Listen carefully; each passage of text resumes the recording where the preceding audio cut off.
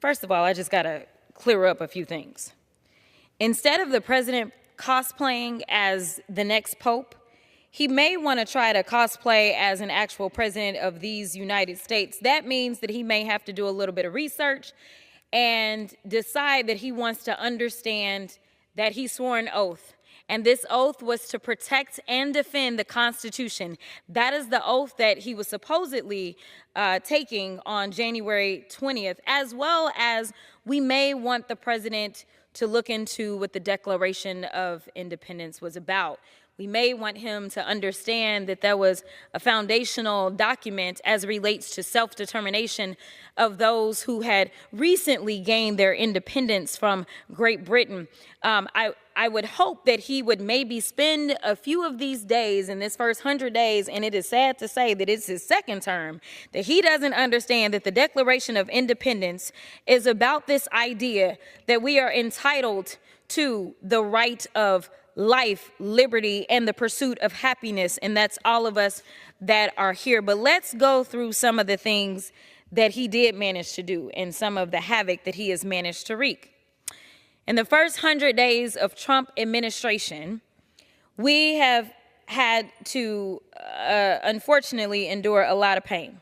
This administration clearly is not ready to lead. They are only here to tear down.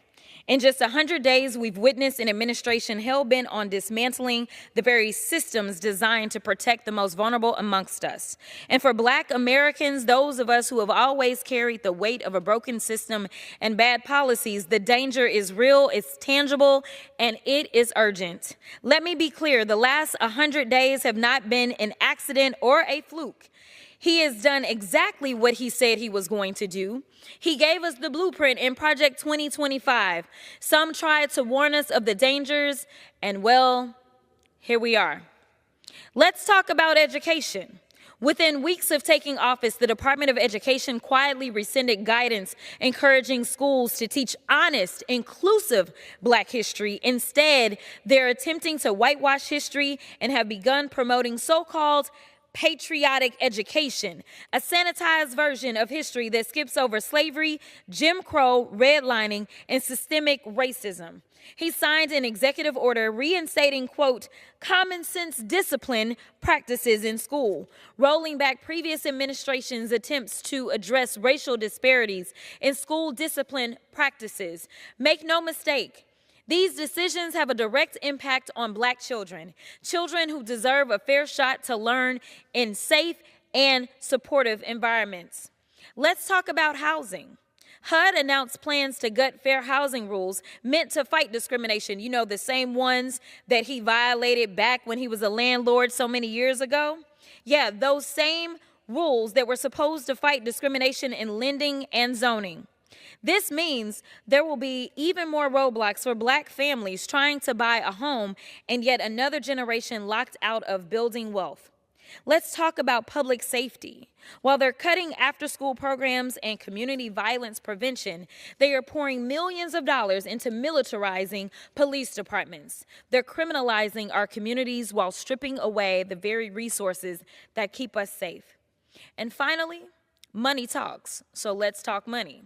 This administration slashed funding of 7 government agencies that provide Black communities with educational materials and economic opportunities, including the Minority Business Development Agency, the only federal agency dedicated to uplifting minority businesses.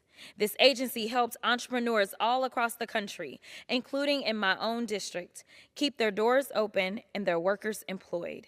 Now, it's under attack. And while all of this is happening, they're dismantling environmental protections and environmental justice, slashing funding for HBCUs, and rolling back civil rights enforcement across federal agencies. Let me repeat what that means. To roll back civil rights enforcement across federal agencies. This is the so-called DEI attacks that we continue to endure in this country. This is their way of trying to roll back the Civil Rights Act of 1964 that so many died and bled for. Mr. Speaker, this is not just about policy disagreement. This is about direct attacks on Black futures, Black prosperity, and Black freedom. This is about right versus wrong, point blank. But here's what they don't understand. We've seen this playbook, and every time they've attempted to silence us, erase us, and hold us down, we've resisted and we've pushed this country closer to the ideals it claims to hold. They are trying to bury us, but what they don't realize is that we are seeds and still we rise. I stand here a proud Black woman and a proud member of the Congressional Black Caucus, and I refuse to stand by while this administration tries to turn back the hands of time. We will resist. We will continue speaking truth to power, and we will keep organizing until everybody is free. Because in the words of Fannie Lou Hamer, nobody's free until everybody's free. I yield back.